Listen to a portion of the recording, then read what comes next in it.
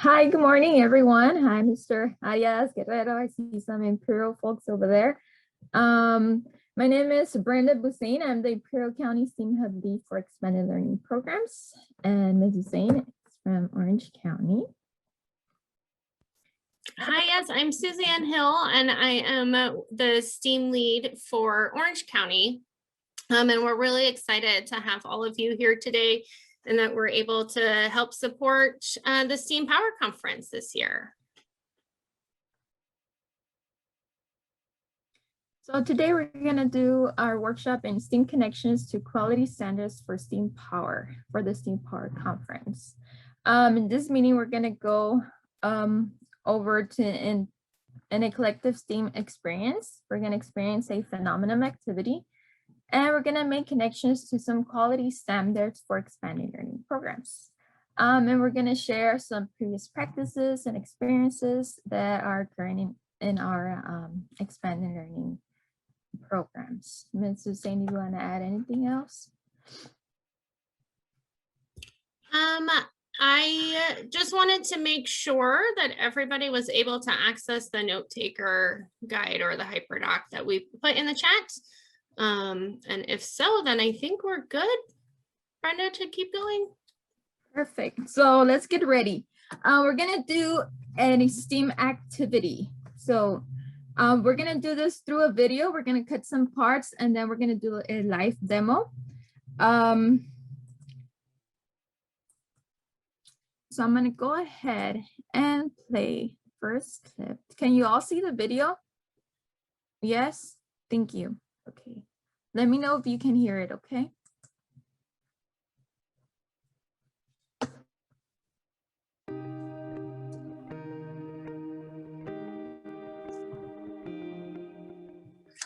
Hello everyone, I'm back. My name is Brenda Busain and I have an awesome phenomenon to share with you.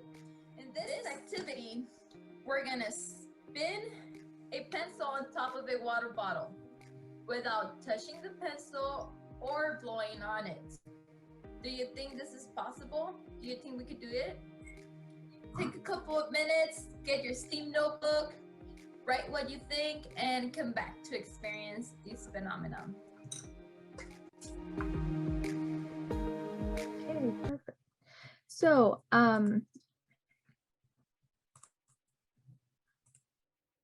we're gonna explore this activity. And do you guys have a water bottle, a pencil, or a balloon? No? Okay. So for this, I want you to stop, think, and write. If it's possible to move the pencil without touching it or blowing on it. You're gonna write why or why not. So I'm gonna give you a couple of seconds to think on yourself and think for a reason. This could also, if you want to feel more scientifically, you can call it a claim. Or if you want to introduce more science terms to your students, this could be a great way to add more terms like, I claim that the pencil will move, or I claim that the pencil will not move because there's no air or anything like that. So I'll give you a couple of seconds. Let me know when you guys are ready.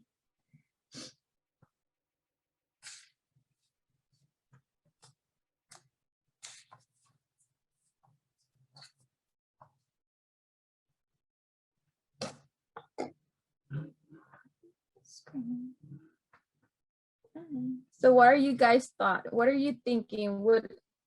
Are we gonna be able to move it?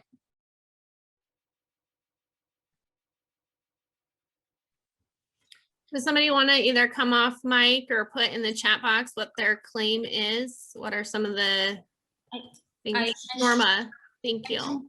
I think it'll move. I put that I think the pencil will move because of an outside force such as, I don't know, gravity, friction, or electricity. Thank you. Thank you, Norma. It's really exciting. Anybody else has another thought? I just got a question. So we only use a water bottle, the pencil, and a balloon. Those are the only 3 items. Okay. The only 3 items.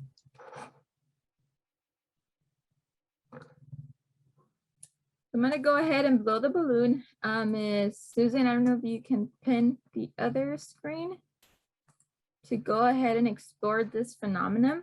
I sure will. And then just to call out on the chat while I'm doing that, Melissa claims that it will move because the pencil will not be fully stable. So it's another great idea. Great claim. Thank you. Yeah. Any other thoughts before we explore? There we go. To stop sharing my screen, Suzanne? No,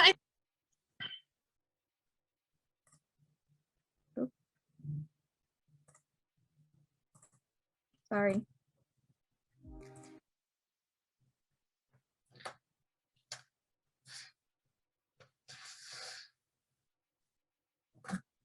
Okay, so here we go. So do you think if I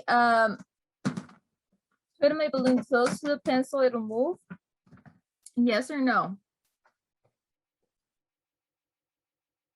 Yes, Melissa Hernandez says yes. Who else? Let's test our claim. Let's go ahead and explore it. So I have the balloon near the pencil, but it doesn't move. Can you see it? All right, let me see. yes, Brenda, we can see it. A couple people are saying yes, they think that it will move. Carlos is saying if we inflate the balloon and just let it deflate in front of the pencil, it might move. Okay, so it doesn't move. What should I do? What should I add? I need to add something. What can I do to move the pencil? Remember, I can't touch it or blow on it. Melissa Hernandez, rub it in your head. Well, let's try it. Let's rub it in my head.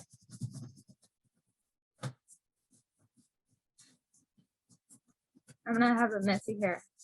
Maybe the balloon static would help. Good one, Gerardo. Let's see. Let's see if we get to spin the pencil.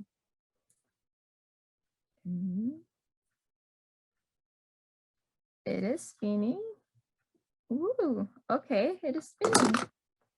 Good job, Melissa. Good job, Gerardo. So let's see. I got to spin the pencil. What are your thoughts? Do you guys want to know why?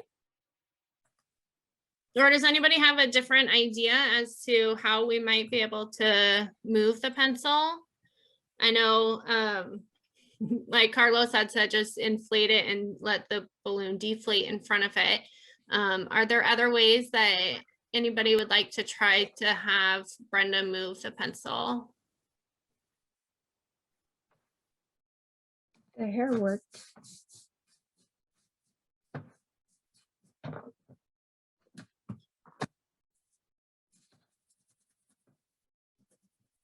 Let's see if I can spin it a little bit harder. A bit faster. It doesn't spin. Wait, failed. What if I touch my coat? Let's see. Is there any way we can see the pencil?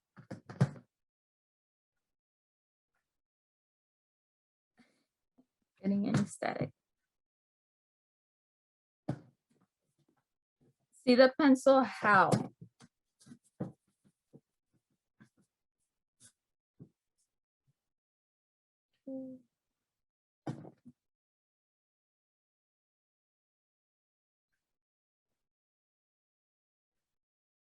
Ay, no se mueve.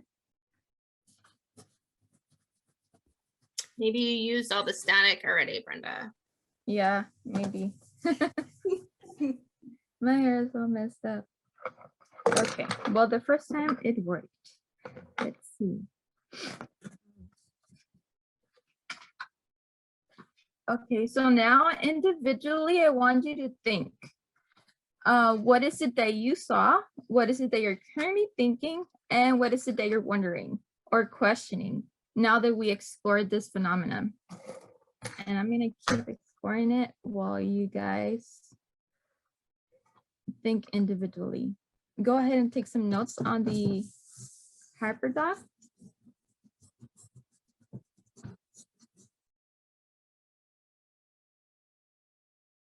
No kidding.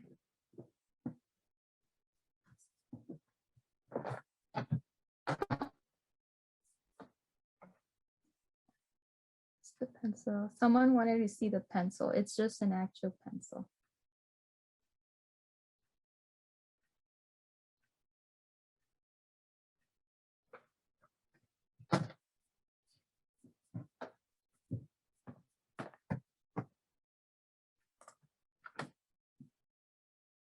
No, here's-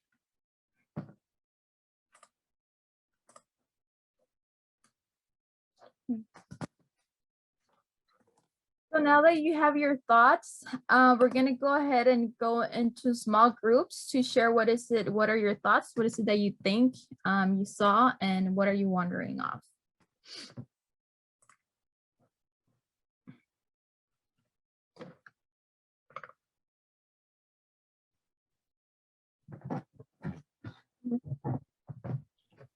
All right, so in your hyperdoc, you guys should have a link to a Jamboard. Is everybody seeing that link to a Jamboard?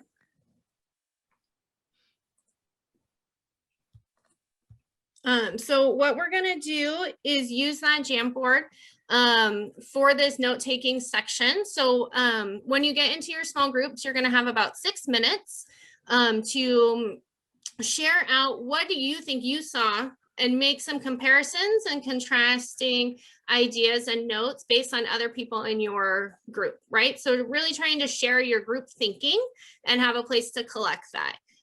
So again, we're gonna have about 6 minutes. You'll have 5 minutes on the timer in your room, and then the 6 minute will be that room closing. So if you need it, please use it. And we will see you all back shortly.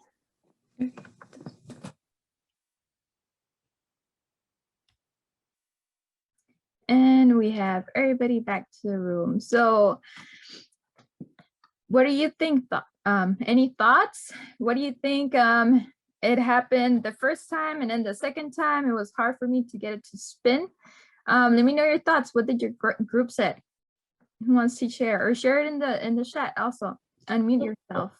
We were saying, I don't know like the proper names, but we know that maybe like, you know, like when you were rubbing the balloon in your hair the first time, you did it hard, and it seems like maybe there was something to do with they were able to charge the electrons or something like that. They were able to pick up the, I don't know, the electricity, enough electricity for the pencil to move, and the second time maybe you didn't rub it enough.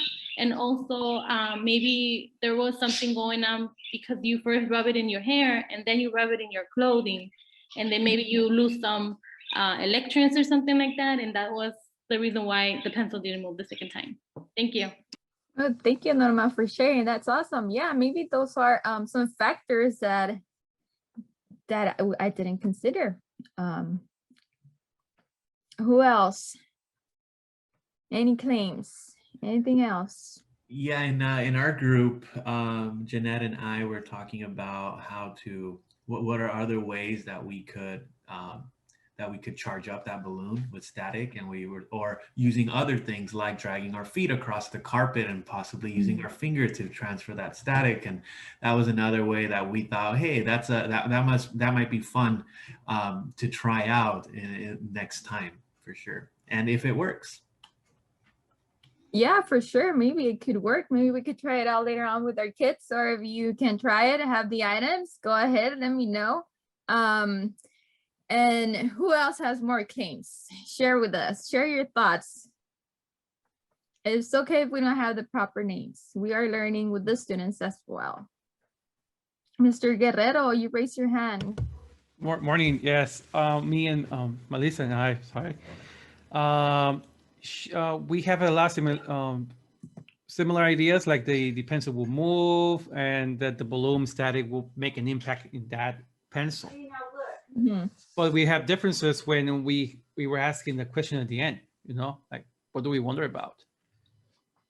Like myself, I was asking myself if what can the static move now? What else can it move? You know, how can it affect other things? And those things were the, let me lower my hand.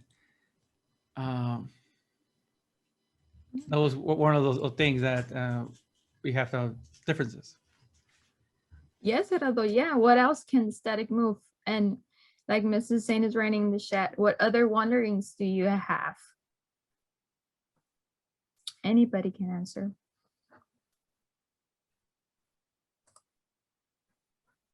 Okay, so let's go ahead and explore this phenomenon and the video. Go ahead.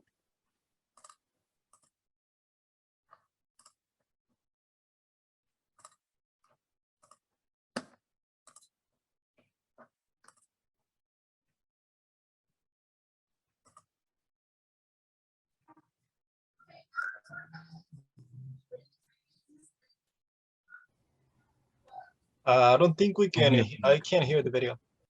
No.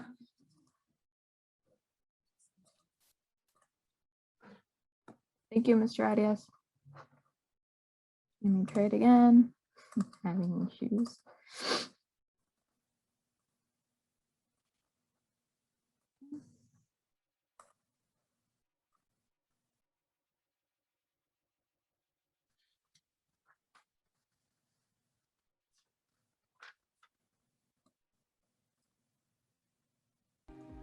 Okay, now that we're back, we're gonna experience this amazing phenomenon. While you're watching the phenomenon, I want you to have in your head, what is it that you see? What is it that it makes you think of? And what it makes you wonder of. So I want you to have those three things in your head: see, think, and wonder. So for this activity, we're gonna need a water bottle. It could be any size. Fill it with water and with a cap. Then we have our pencil and we're gonna need a balloon. So we need to blow the balloon.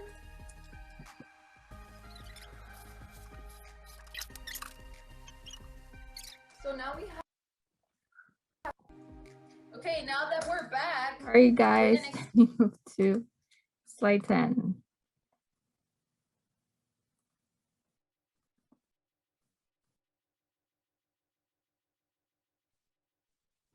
So we just experienced an amazing phenomenon. Wasn't it that cool? Well, let me tell you how this phenomenon occurs. When the balloon is rubbed against a piece of clothing or your hair, electrons and protons are exchanged, and the balloon becomes negatively charged. As some of the negative electrons come off the hair or your clothing, they stick to the balloon. So once the balloon is charged with negative electrons, it attracts the pencil, which is positively charged, and causes the pencil to spin. This is similar to how magnets work. Positive and negatives attract, right? So why don't you try this at home? Try the same experiment with different objects. For example, try using a straw instead of the pencil, or try rolling an empty can along the ground with a charged balloon. So any thoughts? Did this clarify your explanation? Miss, I see your face. You have something to share. Did it change your thinking? What else you'd like to try now? And go ahead and share in the chat. Unmute yourself and share.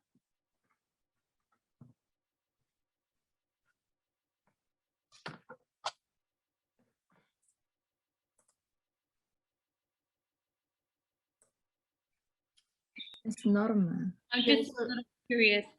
So for this one, like if we decided to use it for students, could it be a good idea, or I don't know, like maybe use a balloon, like for example, the metallic ones? Would it create the same thing? Would it make the pencil to move, or would it be different? What do you think? I was thinking that it might do kind of like the same thing because it is made out of, you know, like this metallic. It is made out of metallic, but I was trying to find like a different way where students can see like the difference between rubbing something. I don't know, like I'm trying to make Yeah, it's great. Those are great ideas. Yes, you can try different objects and it could work as it cannot work. It potentially will work with a can because it's metal and static. But you can try it out.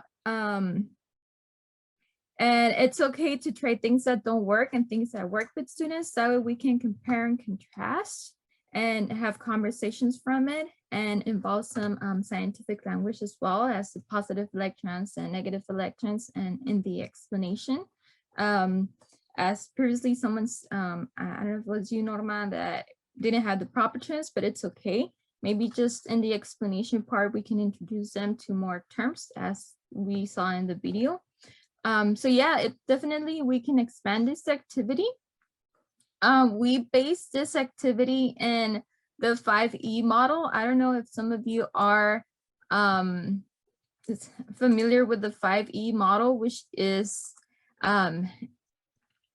engage, explore, explain, elaborate, and evaluate. So we base our activity in the 5E model, not, we didn't went through all the 5 phases, but we engage you with questions. We engage you with language like, oh, this great phenomenon, or you can also do some attention getters related to the phenomena, like we're gonna use some balloon and a pencil. For those of you on Imperial, we can mimic something or something about static or something about the activity. And we did the explore, we model it for you when we explored live demo, and you can also explore it in a video in case you don't have those materials, you both can have the experience. And we explain it also through a video. And we made more conversations, and you can elaborate more in these activities by doing different types of activities, like Ms. Norma was saying, try it with a can, try it with a pencil, try it with a pen or a marker. And this will take you to back to the engage, to the explore, and to the engage model. So we just based our activity in this 5E lesson model because it served our purpose for today's workshop. And with this said, I will pass it over to Mrs. Suzanne. Thank you, Brenda. So yes, as Ruby's also calling out, we did really focus on the first 3 E's.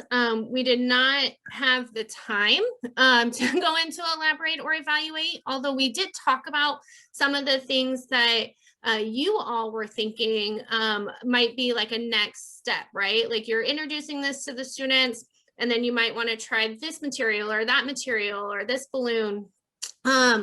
And so those are all things that either one could go back to an explore, or it could become part of your elaborate, just depending on how you're doing this session. But also we just want to remind you, as you're going through the 5E, you don't have to hit all 5 of them in one day. Like these could be activities that go over a week's time. It could be activities that go over, you know, a few weeks, depending on how your clubs are set up. So we just wanted to just let you know that that's the model that we were following.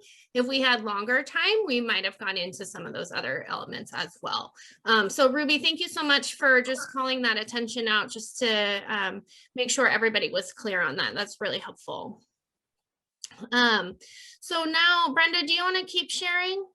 Yeah. Are you okay with that? Okay. Yes. So now what we're going to do is make the connections between the experiments or the experience that we just all had together to the quality standards for expanded learning in California.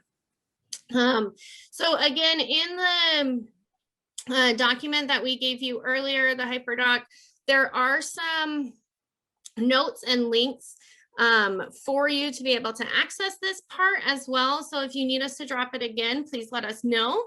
But what we're going to do is actually go back into small groups and we're going to do we're going to have a conversation, and we're going to do very similar to like a gallery walk. Okay, as much as we can gallery walk in a in this time, in this digital space. We're going to go ahead and use Padlet. So Padlet is there for you. The link again is there. Brenda, do you mind pulling up the Padlet? And if not, I can do it too. But we're going to focus on 3 quality standards. So if you know our quality standards well, you know that there are 12. There are 6 in the point of service, and there are 6 in programmatic. And we're going to look at 3 in the point of service quality standard area first. So that's where our conversation is going to go. Brenda, do you want me to pull it up? Okay. There it is. So what we have listed out for us in this Padlet are the 3 we want you to focus on. And again, in the note taker guide that you have, it tells you whatever room you're in, which standard you'll look at. But we'll look at active and engaged learning. We'll look at skill building, and we'll look at diversity, access, and equity. So what we're going to ask you to do, the links are there for you to be able to access the quality standard if you don't have it already. And at the top, it tells you which page on that document that link is. And then Brenda, if you can just go through safe and supportive.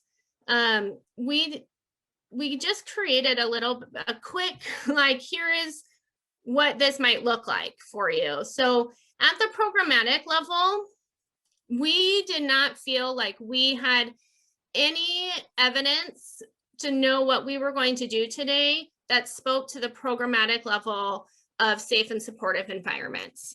And that's okay. Everything that we do is not going to speak to each level of each quality standard every single time, right? That's okay for us not to have evidence of something.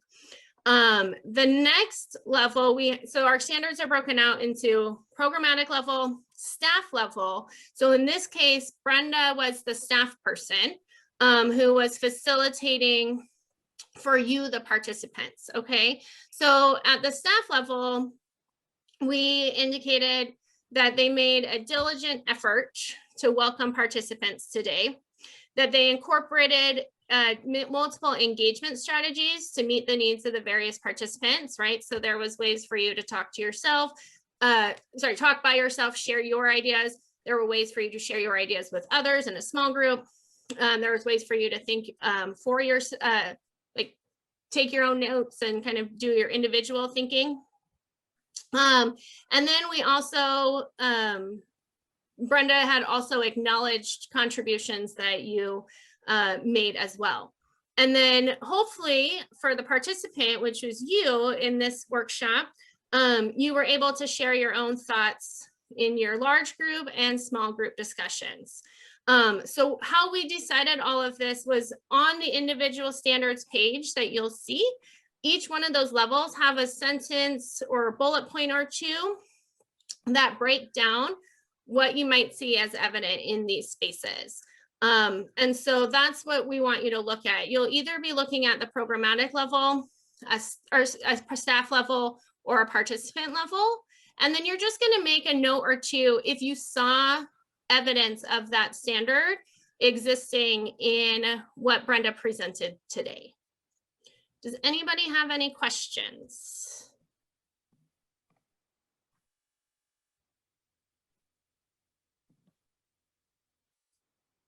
Okay. I am going to say that if you don't have questions, that means we can go ahead and move on. So what I would like to do is just go ahead and open the breakout rooms. When you see whichever room that you are in, on the document that we gave you at the beginning, it tells you which one that you'll go into. So if you're in room 2, for example, I have to pull it back up. If you're in room 2, you're going to look at the staff level. So what Brenda did for skill building. So you're just going to look at skill building and just the staff level. Okay.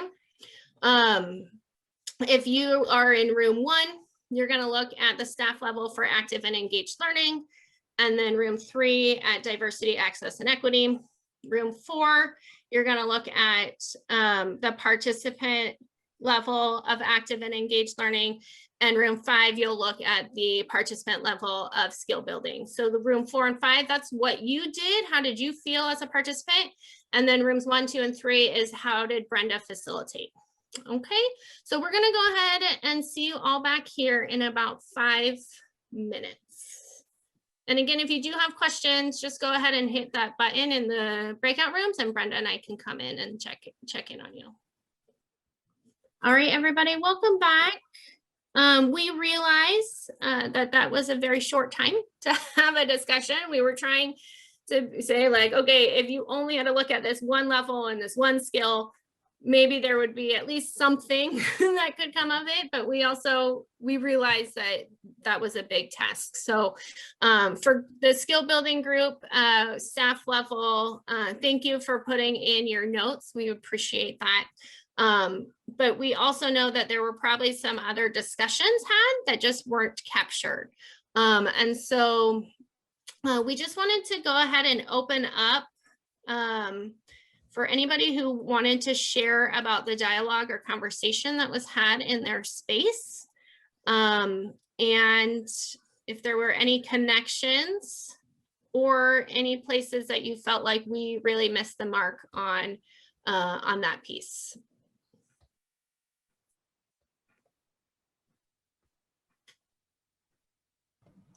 I would like to just share something that we were talking about in our group, and that was how much we appreciate the example today where you can utilize everyday small items to be able to explore and provide opportunities for learning just with everyday household items. And I think that's critical because, as we all know, we all have very small opportunities to buy these very expensive things to be able to build and explore around, but we could still provide very engaging opportunities just by finding ways to have students find everyday household items and then coming up with something as a learning experience with those everyday household items. And that was something that we were discussing as a prime example as today, a water balloon, or a balloon, water, and a pencil, right? There's a lot of learning, a lot of opportunities for learning there. So that was a piece that we had a conversation around. Thank you very much. It is true. STEM can be very expensive. It can also be done in this way, right? Like what Manuel was just saying is that with everyday items, there are still those really great opportunities to be able to explore and engage our students with STEM and the principles around it. So thank you so much. Is there any other group that would like to just share really quickly anything that came up for them?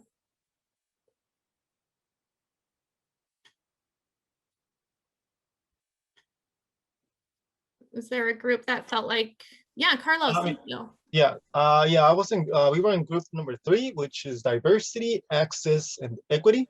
So basically, everybody is pretty much welcome to join the program, to participate, regardless of their age, gender, religion, background. So yeah, one of the participants gave an example of maybe a student who wasn't feeling welcomed. So we had to make that student, make him feel welcome to join the activities. Thank you so much, Carlos. We appreciate that. Yeah, we specifically had diversity, access, and equity be a standard that we're looking at in this session because it isn't necessarily something that's just going to be completely obvious with the materials that we use maybe or whatnot. but it is a really important quality standard that we look at, right? And we think about the materials that we use, and we think about the ways in which we can engage students, right? And I think one of the things, Carlos, you also talked to was around those safe and supportive environments also, right? Do our students feel safe? Do they feel like this is a place that they can be open, and that's okay to make mistakes, and it's okay to not know the correct scientific words, right? And all of those elements. And that's why we also provided safe and supportive environments as a lens that we were looking at as well, because we really can't do any quality STEAM program without our students feeling safe and supportive in our program first, right? And that leads into that diversity, access, and equity piece as well, is do our students feel comfortable? Do they feel seen? And do they have the ability to participate in whatever way possible, right? And that was even one of the ways that when Brenda and I were doing this, creating this session, is we wanted to have you go through a live demonstration of it, because at least then you could tell us how you wanted to engage and explore those pieces, even if you didn't have the materials, right? So it wasn't just Brenda saying, here, this is how it works. It was, hey, what do you want us to try? And, you know, we can do it that way. So we were trying to think of different ways that we really could ensure that everybody was as connected as possible. And with that, we are like right on time to make sure that you end and get your small break before your next session if you are going to go to one. So we just wanted to say thank you so much. At the bottom of the document we've been sharing out, there's not only the evaluation for this session, but also Brenda and my contact information. So if you would like to reach out to us for any reason, we would be more than happy to provide any sort of support. And so again, we really appreciate everything and all your participation today. And Brenda, I'll let you go ahead and close it out and say goodbye. Thank you everyone for sharing and being active, and I hope you have the rest of a great evening and keep seeing other workshops. Thank you. Thank you for joining us.